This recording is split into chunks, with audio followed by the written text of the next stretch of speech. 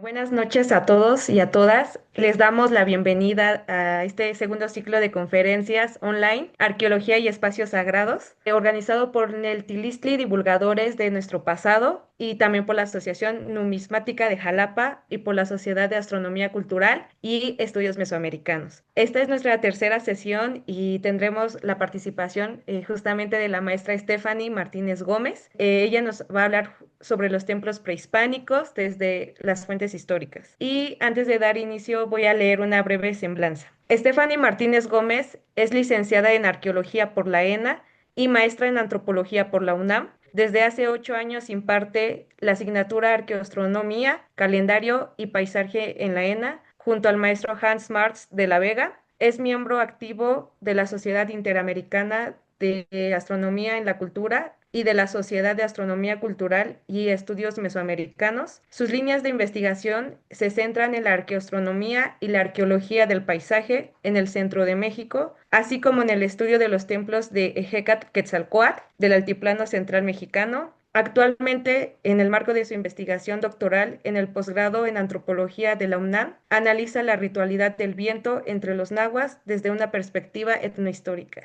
Pues bienvenidos todos y le damos la palabra maestra. Adelante.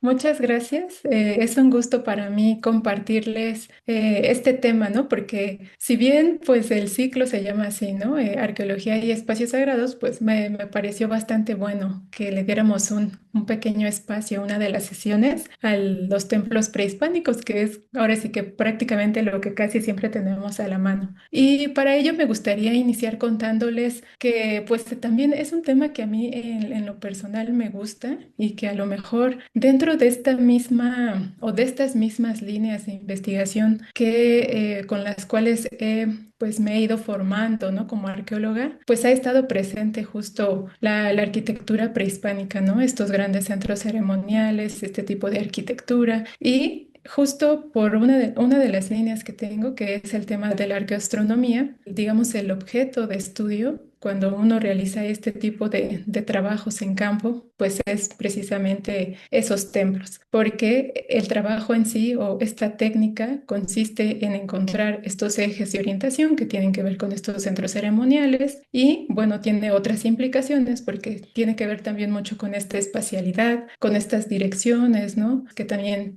tiene que ver con los astros, ¿no? Tiene que ver con las salidas, puestas del sol. Ahí vamos a encontrar este tema del templo. Entonces, ese es como un acercamiento que si bien tiene otra perspectiva, otros objetivos, pero vamos a encontrar que allí también empieza como mi gusto por el tema de la arquitectura.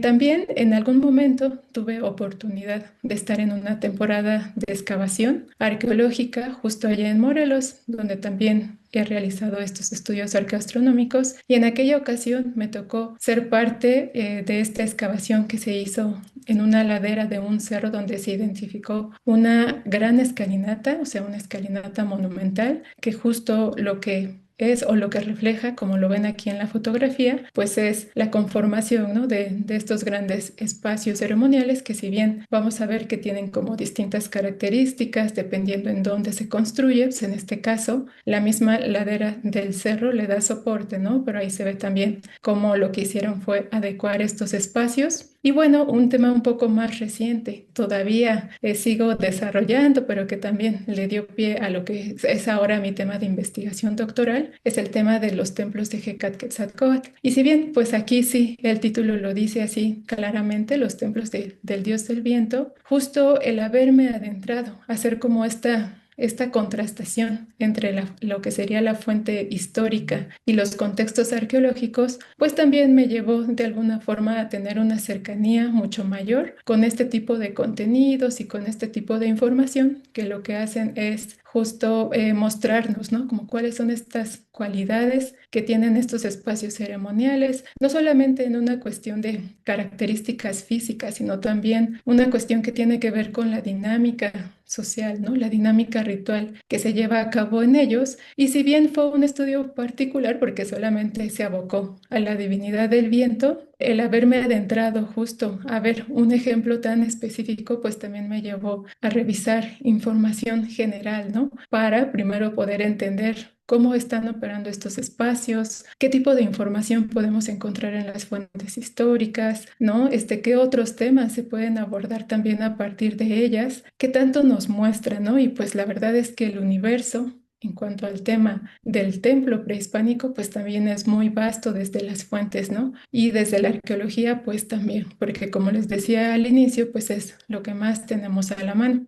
Si bien ahorita el tema de investigación que estoy desarrollando tiene que ver con ritualidad al viento, es decir, después de ese estudio particular de la parte arquitectónica de la deidad del viento, ¿no? Antes de la llegada de los conquistadores en la región del altiplano central mexicano, fue así como les estaba contando, una contrastación. Luego lo que hicimos fue ampliar ese tema, ¿no? Llevarlo hacia la parte de la ritualidad, hacia el viento también. Y si bien ahora la arquitectura ya no está propiamente ahí presente, sí está esta actividad que es la actividad principal de estos espacios de culto, ¿no? Que va a ser justo estas ritualidades que se van a hacer allí, ¿no? Porque estos grandes templos finalmente son los teocalli, ¿no? Se construyen con un objetivo. Claro que dentro de ellos, pues hay otras dinámicas que tienen que ver también con la organización de estos grandes espacios ceremoniales, donde va a haber en juego también muchas otras actividades complementarias, pero la principal en ellos es justamente esta parte ritual del culto a las divinidades, ¿no? Y entonces, justo el tema que ahora traigo, pues es un poco más esto, ¿no? La actividad ritual. Y estas son también algunas fotografías, ya son fotografías recientes de estos estudios de ritualidad que he estado también haciendo, ¿no? Que todavía va en proceso. Lo que hago también es combinar como estas técnicas arqueológicas que lo que hacen es también permitirnos tener como un dato más para poder entender todos estos espacios arqueológicos, ¿no? Y hacer estas contrastaciones de otros casos contemporáneos, donde entraría también la parte del trabajo antropológico, que sería prácticamente la etnografía. Entonces, bueno, ya hablando del tema de las fuentes históricas que tenemos a la mano, ¿no? ¿Con qué contamos? ¿Qué podemos revisar a partir de todo esto, ¿no? Que tenemos fuentes del siglo XVI, tenemos fuentes del siglo XVII, también se cuentan con corpus que tienen que ver con códices, ¿no? Códices coloniales, algunos códices prehispánicos, ¿no? Que no son tantos, pero que también van a estar y que la combinación de todo esto, pues también nos va a brindar información para poder entender o echarnos también como allí, ¿no? Una revisión a lo que va a ser el tema del templo. Una de las fuentes que he consultado más es la Historia General de las Cosas de Nueva España de Fray Bernardino de Sahagún, porque pues es con la que más estuve trabajando estos temas que tienen que ver con el templo. En el caso específico del templo de Quetzalcóatl, la fuente que más me sirvió es la de Fray Diego Durán, ¿no? Porque en algún momento tuve oportunidad aquí, igual en un espacio virtual de estos ciclos de conferencias, el compartirles que justamente esta es una de las crónicas que si bien es así como la de Sagún, una de las que tiene una mayor información en cuanto al contenido de estas actividades festivas que se están realizando en los grandes centros ceremoniales año con año. En el caso particular de Fray Diego Durán, vamos a encontrar que tiene muchas especificaciones que lo que está haciendo es hablarnos de ese templo del dios del viento, cosa que no se puede encontrar a veces en otros contenidos, ¿no? Bernardino de Sahagún, pues no es el caso, ¿no? Tenemos otro tipo de información, pero no precisamente información con respecto al templo del dios del viento. A continuación me gustaría mostrarles justo algunas anotaciones que tengo, ¿no? Que me parecieron interesantes compartírselas en este espacio para que ustedes puedan ver justo estos contenidos que vamos a ir teniendo y que además es muy llamativo porque justo todos estos frailes lo que hicieron también fue recuperar información un tanto detallada para algunas cosas específicas, ¿no? Y que todos estos informantes que ellos tienen también están dando información muy característica de todos estos espacios ceremoniales, ¿no? Todos estos espacios monumentales que si bien algunos vienen un tanto de la tradición oral, otros parecen ser como informantes directos y entonces se empieza a ver como toda una descripción de toda esta información. Lo que más vamos a tener son las referencias hacia Tenochtitlan, ¿no? Yo creo que aquí los cronistas sí son bastante abundantes con respecto a la información que están brindando y casi todas estas características pues tienen que ver más con este gran recinto ceremonial. Entonces vamos por partes. La altura de los templos. Lo que nos dicen es esto, ¿no? En el caso de Tenochtitlan, el templo mayor de Tenochtitlan parecía una torre. Eso es algo muy peculiar porque a veces también vamos a encontrar términos que se están utilizando para hacer referencia justo a lo que sería el gran basamento del templo. Dice, había muchos edificios y muchas torres de diferentes alturas y cada torre estaba dedicada a un dios, siendo la de mayores dimensiones la de Huitzilopochtli, quien compartía este templo con el dios Tlaloc. Eso nos dice Sagún. Y luego Torquemada nos dice, aunque había unos más altos que otros, en hechura y forma, seguían siendo semejantes entre sí. Eso significa que si bien, así como nosotros vamos y visitamos todos estos lugares y vemos que los grandes centros ceremoniales son muy parecidos, bueno, es algo que también empezaron a notar y que empezaron a hacer estas descripciones de los mismos, ¿no? Con respecto al basamento piramidal también nos dicen, se levantaban y se iban más estrechando y embebiendo, haciendo unos relejes desde fuera. El primero era grande, el segundo no tanto y el tercero menos, y de esta manera iban subiendo a manera de pirámide y remataba en su final altura en un suelo llano, ¿no? Así tal cual como lo vemos en esta fotografía, a lo que se refiere es que justo va teniendo esa forma, ¿no? Tanto los cuerpos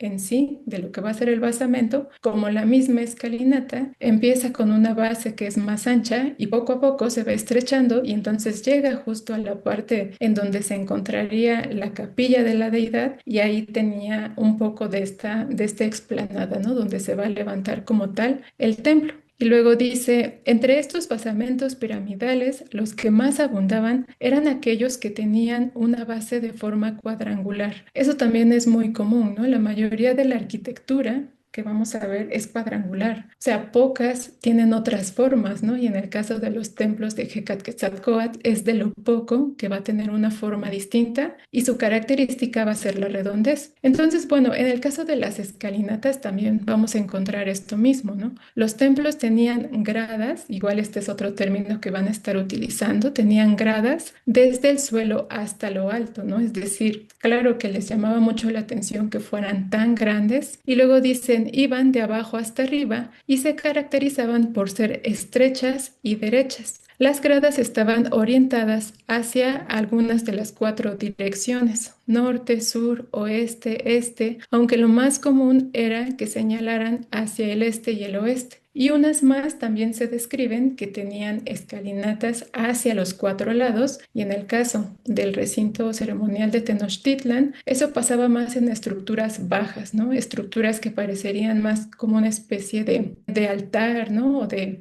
no precisamente un templo, sino estructuras más pequeñas que tienen también que ver con la ritualidad. Bueno, en el caso de la capilla, ¿qué nos dicen, no? El espacio primordial de cada templo era aquel que se ubicaba en la parte superior. Sagún lo llamó la capilla, este es el término que utiliza, o el altar, debido a que era el lugar donde permanecían las deidades a quienes habían consagrado estos espacios. Y Torquemada mencionó que en los templos de menores dimensiones únicamente podía observarse un altar. En cambio, en los templos grandes, y esto lo podemos pensar para los templos mayores, estos templos grandes principales podían hallar hasta dos altares. Estas son imágenes justo de estos basamentos, los basamentos del templo del dios del viento, y aquí se ven como estas formas, ¿no? Son redondeadas, si bien la escalinata sí es cuadrangular, pero vemos que son también algunas características un tanto distintas. Es muy llamativo esto, ¿no? Bueno, seguimos también con la capilla. Dice, el templo principal de Tenochtitlan, dedicado a Huitzilopochtli, tenía una capilla exclusiva para él. Era una pieza particular O sea, esa habitación era muy particular y era muy aderezada, ¿no? Es decir, tenía mucha ornamentación. Asimismo, la capilla que se encontraba en lo alto del templo de la diosa Chicomecoatl, que este es otro caso, dentro del gran recinto ceremonial de Tenochtitlan, era rica y galanamente aderezada, ¿no? Es decir, también hay descripciones más allá del templo mayor de otros espacios donde también se están describiendo algunos detalles de todas estas deidades que si bien son conocidas, como en el caso de Chicomecoatl. Luego tenemos otro ejemplo. El templo de Iztaccíhuatl tenía una capilla pequeña, aderezada de mantas, galanas y otros ricos aderezos, donde estaba colocada la imagen de la diosa puesta encima de un altar, ¿no? O sea, son detalles bastante llamativos y estas imágenes que puse aquí en compañía son imágenes que si bien son arqueológicas, también vemos que nos dan información de ciertos detalles que la verdad es que en cuestión arqueológica casi no los encontramos, ¿no? Como estos labrados en lo que va a ser el acceso de la capilla y estos otros detalles que muchas veces se pierde, pero que también la parte histórica pues nos puede dar esta información. En el caso de los techos, bueno, en los techos de las capillas era común hallar una especie de capiteles o remates decorados con las insignias más representativas de los dioses que moraban allí. Los techos tenían diversas y variadas formas que, aunque eran unos de madera y otros de paja, como de centeno, se encontraban muy primamente labrados. Algunos tenían formas piramidales, cuadrados, otros redondos y otros más tenían formas diferentes, ¿no? Y eso también lo vamos a encontrar en algunas representaciones de códices que vienen a ser como una parte complementaria de esto. Otro detalle más, la plaza del templo, ¿no? Por ser espacios abiertos, estos se convertían en los escenarios idóneos de estas ceremonias rituales que se efectuaban año con año, como les decía, y pues aquí también una fotografía de estos espacios que son las plazas. Además de ello, había otros espacios más que eran importantes con respecto al templo, que son las salas o aposentos. Allí habitaban los sacerdotes y ministros que servían en los templos, quienes además de residir en estos lugares se encargaban de atender las necesidades de los dioses en fechas ordinarias y especiales. Entonces también da descripciones, no nada más del espacio, sino de la gente, ¿no? Que está haciendo otras actividades, que tienen otras funciones en estos espacios. Y con respecto a las características, dicen, tenían las paredes muy encaladas, blancas y bruñidas, y dicen los sacerdotes puestos ya en pie, de inmediato debían aderezarse. Aquellos sacerdotes a quienes les tocaban vestirse como los ídolos debían colocarse sus ornamentos acostumbrados y tomar su incensario para sahumar las capillas y los altares. Y aquí una fotografía de uno de los templos del dios del viento con lo que probablemente sea un aposento, porque tenía una estructura cuadrangular adherida y así es como se halló, ¿no? Desde la arqueología. Bueno, además de todos estos detalles, ¿no? Que solamente les estoy mostrando algunos muy, muy específicos para ejemplificar el tipo de contenido que nos podemos encontrar en estas fuentes, vamos a tener también este tema complementario que, como les decía, es el tema de la ritualidad. Entonces, también con respecto a los códices lo vamos a tener y finalmente dentro de estos estudios arqueológicos, pues se va construyendo un poco así, ¿no? Todas estas temáticas de interés de cómo ir entendiendo este pasado y bueno, ni se diga el tema de los templos, ¿no? Que es un tema que si bien uno lo conoce, lo ve, los visita, pero hay muchos, muchos detalles que se nos escapan, ¿no? Hay cuando visitamos estas zonas arqueológicas. Con esto cierro la ponencia, ¿no? Para que podamos también dar paso como a algunas preguntas, comentarios por parte de ustedes y pues muchas gracias por su atención. Muchísimas gracias, maestra Stephanie. Bastante importante su presentación. A pesar de que a veces algunos arqueólogos de manera radical consideran que mucha de la información de fuentes documentales del siglo XVI, XVII tergiversan muchas cosas, yo creo que cuando se leen de manera adecuada y comparando siempre sin dejar de lado el dato material y el contraste necesario que debe hacerse. Es una forma impresionante de poder casi caminar en estos contextos de hace cientos de años, tratar de imaginar lo que vieron de muy cerca, de primera mano o de segunda mano, es bastante nutritivo para muchos de nosotros que sí podemos intentar vislumbrar todo esto, ¿no? Y en especial por lo que comentabas al final sobre, pues, muchos de estos lugares que son visitados y que muchas veces no tenemos en cuenta esta información que se encuentra en las fuentes documentales. En Veracruz, por ejemplo, creo que Castillo de Tello es un sitio que todavía guarda su capilla, de los pocos. El otro es Cuauhtémoc y creo que son los únicos dos, si no me equivoco, en Costa del Golfo. Y bueno, nos comenta Evangelina, buenas noches. En algunas de las fuentes se escribió si algún templo tenía observación arqueoastronómica. Eso, así como tal, no, yo nunca me he encontrado algo, ¿no?